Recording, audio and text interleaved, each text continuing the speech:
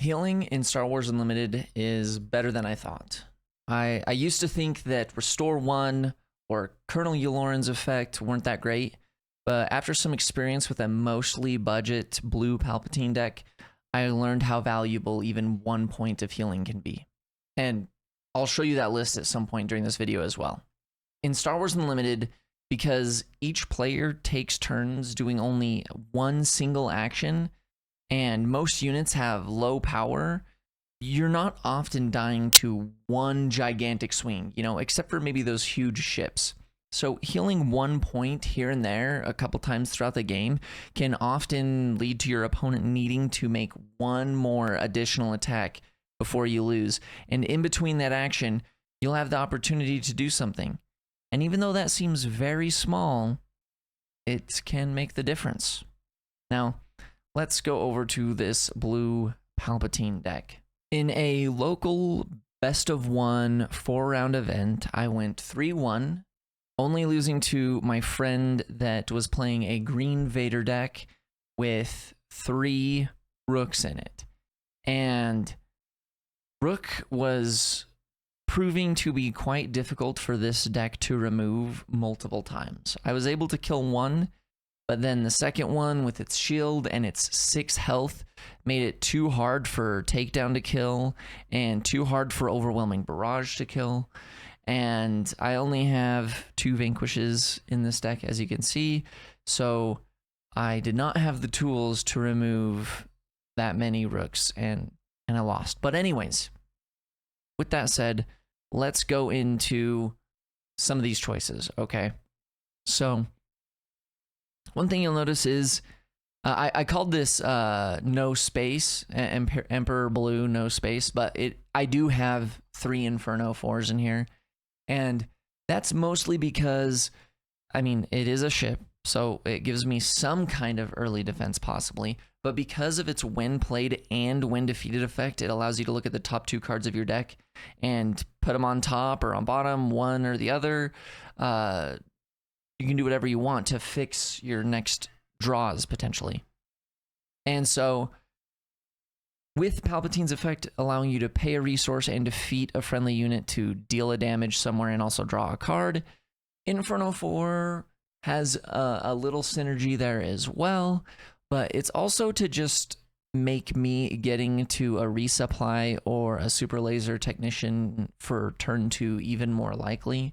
So basically, if I look at if I don't have either of those cards yet and I play Inferno 4 on turn 1, and then I don't see a ramp card on the top 2 cards of my deck, I'm often just going to put them to the bottom just to increase my chances of getting to a ramp card for the second turn. Because the Palpatine leader needing to deploy at 8 resources, I just felt like that was really important. And then outside of that, I'm mostly relying on overwhelming barrage and takedown being able to take care of any space threats that I might have. Those can take care of basically everything outside of maybe Fett's Fire Spray or Ruthless Raider, but Vanquish can still do that. And also there's still times where overwhelming barrage is going to be able to do that. Even actually a decent amount of time, overwhelming barrage is going to be able to take care of that. The other thing that I'm using is Traitorous over here to be able to potentially take care of a space unit if I need to. And because I'm thinking about that ahead of time, it is actually quite reliable. Now, the other thing that you'll notice, no big ships in here, and that's because I don't have... I do have Devastator, but I don't feel like Devastator is quite good enough. It's a little bit too slow. Obviously, it's better in control, but it all depends on your local meta that you expect.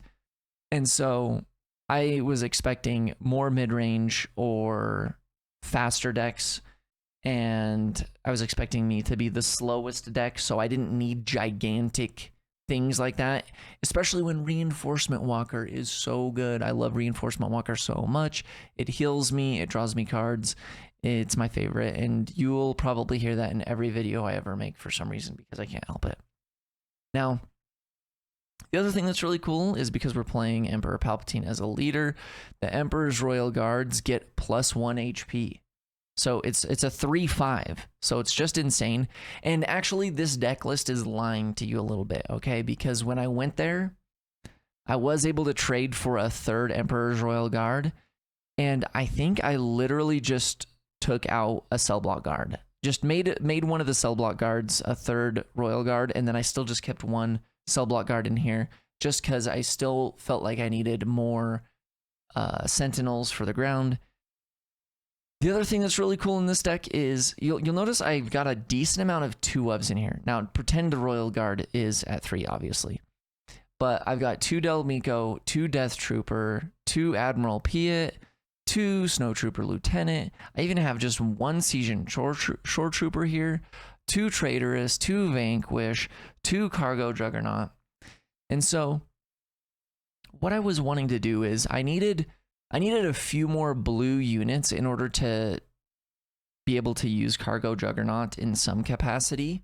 And so I opted for Del Miko, and I also really didn't necessarily want 3 Death Troopers because, while Death Trooper is good and can sometimes just, kill a 2 health unit, it's not as good as it is in Krennic, because on Krennic, it is essentially buffing one of your units too, right? Like Death Trooper becomes a 4/1, or one of your other things becomes like a 4 or something, or a 5 something.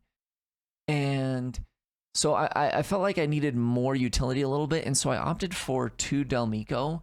The other reason, so I mentioned in the beginning of this video, Restore 1. So Del Miko has Restore 1, so there's another opportunity that I'm healing 1 point of damage.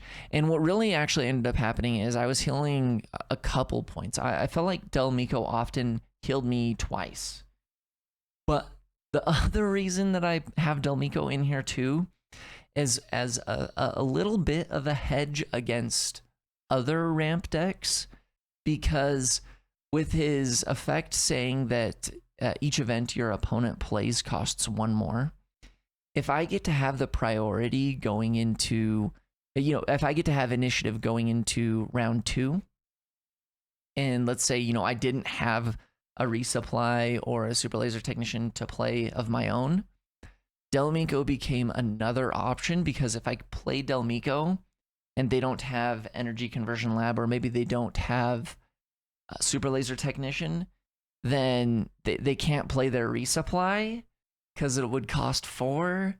So especially against a heroism deck, like if you're playing against a Han Solo deck and they want to be able to play resupply on turn 2, well, now they can't because Del Miko is slowing them down. And it's also a villainy unit, so you can get it out of Darth Vader later. I kind of just liked it, and I didn't really feel like I wanted 3. Like I said, I wanted a variety of units to be able to pull from Darth Vader as well. And so in here, we also opted for 3 Colonel Yularen. That's another reason why I also have just 1 Shore Trooper here, just for another cheap green unit. Also, we are a ramp deck, so we do get up to 6 resources pretty fast as well. And I also didn't want just hedges towards super early game stuff. Seasoned Shore Trooper is a little bit better against mid-range stuff as well. So we've got the Seasoned Shore Trooper in there. And then we've got 2 Admiral Piet in here. And you might notice, like, what are you ambushing with Piet? Literally just Cargo Juggernaut and Reinforcement Walker. But Admiral Piet is also an official, so he can turn on the Sentinel effect of the Emperor's Royal Guards as well. And we've got Colonel Yularen, Admiral Piet, and the Regional Governor all being able to turn on the official tag of the Emperor's Royal Guards. So I did want some critical mass of them. And then the other thing too is Admiral Piet is just actually a scary card, right? So you get into the stage of the game where you can play a 6 cost or higher unit and your opponent is like tapped out, and then you play a Piet and then they're like, oh crap. Like, even if they're an aggro deck, a lot of the times they might even just feel like they have to kill your Piet before they can go face again, because if you literally end up playing a Reinforcement Walker, drawing a card, healing 3, and then you get to ambush and kill something and heal 3 again, like, you're winning the game.